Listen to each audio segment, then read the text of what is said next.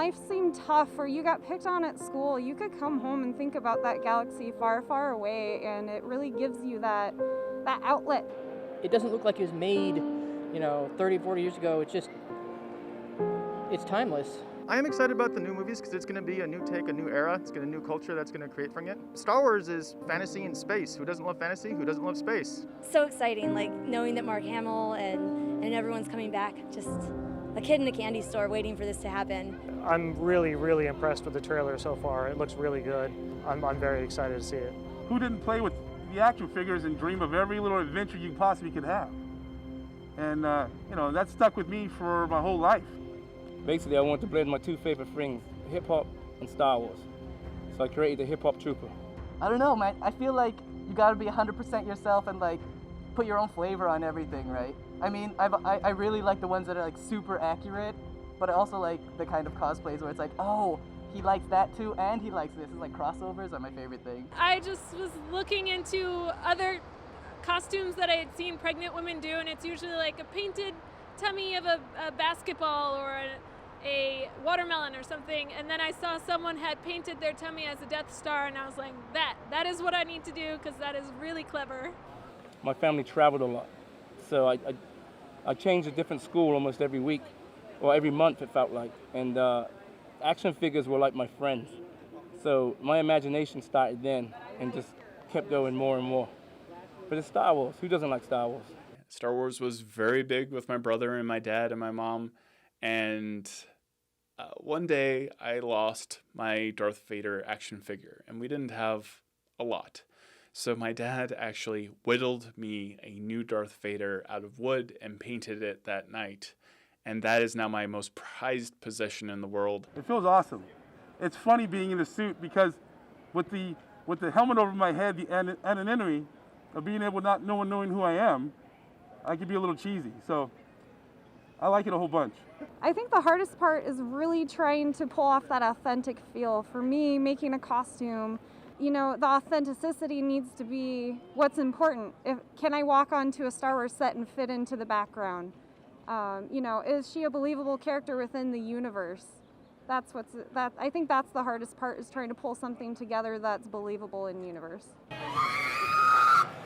What you see behind me is an R2-D2 that's got a 1-to-1 scale, and what we try to do is make those as lifelike and interactive as possible. We use those for charity events, and also in Lucasfilm sponsored events. They'll call us up and ask us to show up at certain public appearances that they need us for. Building an R2 takes a long time, so it's a roller coaster ride of emotions. It takes about 2 to 3 years to build an R2 unit, so you go through the full range of frustration to love to magic. The Star Wars video games have been just as important as the movies to this universe. I love my video games. So to be in this suit is really cool because, I played all the Star Wars games. So this is pretty cool to be in here. That was one of the first games I got. I remember me and my friends staying up till like 4 in the morning on a school night playing Battlefront 2. It looks wonderful. I'm very excited. From what I have seen, it's going to be amazing. Battlefront, yes, loved it, and I am indefinitely looking forward to that new game. My brother and I used to play Battlefront with my dad when he was home from, being in the Army. I think I wore out my first 2 discs, actually. I'm so excited. I'm already going to be waiting in line for everything. I'm definitely excited for the new game. It looks fantastic so far. The older game, just getting that sense of being in the Star Wars universe. You get to be one of the stormtroopers or clone troopers or the rebel forces. It's just a phenomenal experience. Knights of the Old Republic was my obsession for so long. I played that so many times. KOTOR was and is my favorite game in the entire world. Hands down, no contest, KOTOR for life. This character is based off of a character I play in Star Wars The Old Republic. Well, it was one of the best MMOs that they've come out with.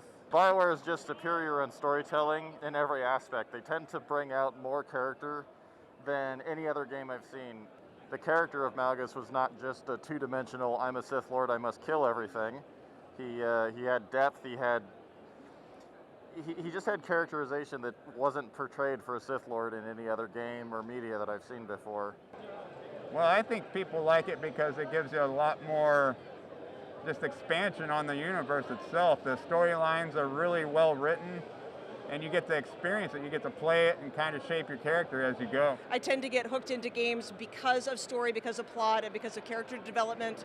And I learn the mechanics as I go to kind of further that aim. Well, the 501st is the world's largest bad guy costuming community for Star Wars.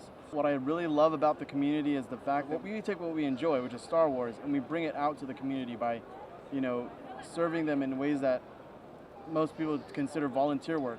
I don't consider it volunteer work. I just see it as, sharing my love for Star Wars with kids or people who, don't have the opportunity to come out to conventions like this. It's just something nice to give back to the community. Well, I donated my hair specifically to Locks for Love, but the Children's Cancer Research Foundation I worked with was St. Baldrick's, and I fundraised online and through family and friends, and then there was a big event that we went to where everybody was shaving their heads that night, and it was really wonderful. And the money goes towards children's cancer research, which, I don't know if you're aware, is one of the most underfunded forms of cancer research. So getting awareness out there, more people contributing is just wonderful. I have always had an interest in Boba Fett and Jango Fett and the other Mandalorians that have appeared in Star Wars media. So of course, when I found there was a community online where people made their own, I had to make up my own character. I just have always loved the mystery behind the mask. I think even in just the little screen time that he had, he's such an amazing character. He's so strong. It's just the mystery behind him. He's always standing in the background, always ready to go, and he's also the only person that ever stood toe-to-toe to Darth Vader. The Mandalorian Mercs, we have a variety of charities that we support. It depends on what group it is that for our location. We have groups worldwide, and we have just shy of 1,200 approved members at this point. We do a lot of work for charities. I am dressed in a breast cancer awareness kit because it means a lot to me, and it's a very important cause. I used to work in a mammography clinic. We've seen the best of the best. We've also seen the worst of the worst. I have had several friends pass away from breast cancer, and so it's a really important charity that if I am going to be involved in anything, I want it to mean something to me, and so this was the cause that I wanted to get behind and I wanted to promote. We're a huge family, and we love to invite people in, and they accept us, and once they find out what we stand for as far as our charities go, they just want to be a part of it. It's been absolutely wonderful. I myself am in the military, and so my first year in the military was kind of hard. I was displaced from home. I didn't know anybody. I didn't really have any friends. But I was in this costuming club, though I hadn't actually got to spend a lot of time with them. And I reached out on the internet, on the boards, and was like, hey, I'm new, I'm in town, and I was wondering if I could come spend time with y'all at some events. And they welcomed me in with open arms. It became a second family to me when I was in a state where I knew literally no one. And it was just so good to be a part of, just to feel connected and like I belonged. I fit into that place then. And they never asked any questions. They've been so warm and loving, and I've loved every minute working with them. They're just a joy to work with. Yeah, I'd actually say like the bulk of my friends are actually through the whole costuming thing. I mean, after I graduated college, I kind of got a job in a couple different states. So you end up moving around and you meet the different costume clubs or like local chapters of the costume club. So I've got a lot of friends kind of all over the states. And when we have things like Dragon Con and these celebrations, you end up kind of, meeting in person these international friends that you've maybe made just online or through forums or, online websites. It's really dedication to my grandfather, because he's really the one who taught me all kinds of things about using tools, from not being afraid to just reach out there and try something different. The majority of the time, my grandmother is the one who taught me how to sew, and so I guess I kind of owe it part of this costume to her too. Most people find them and they say, I would like to make a Mandalorian costume, and this is what Mandalorians mean to me, or this is something I'd like to see in a character, and they base something off of that. Like, say, if someone has a very fiery personality and they wanted to reflect that in their character, they would do so in, say, a paint scheme or a weapon scheme. So I just encourage people, just put yourself into it, make it your own. Put your personality into your armor and into your costume, and it'll be amazing regardless. I'm totally excited for the movies just to see how they're going to go along with the new story, how they're going to continue it. Those great kind of old, like, you know, storyline types of like good versus evil and redemption and all that kind of adventure. You know, you get the very much like the Seven Samurai and old Western kind of feel to them as well. So they're just great movies. To me, it's a great fantasy. It's a great other world. Everybody at every level seems to matter. No matter where you come from in that world, you have a role and you matter. I'm looking forward to taking my daughter to go see them in the theaters. To me, it's a very awesome generational experience. I'm sure like many people that are different, they've been picked on and had a hard time finding a place, but when you find your spot where you can just be yourself and you're encouraged to go out and continue to be yourself more, it's just very releasing. It's like being set free from a cage. Anyone that can tell the mythology and the story has Star Wars in good hands. I'm delighted that Disney has it. They're master storytellers. And I think we'll have generations of Star Wars fans to come. Han Solo is saying, "I'm home."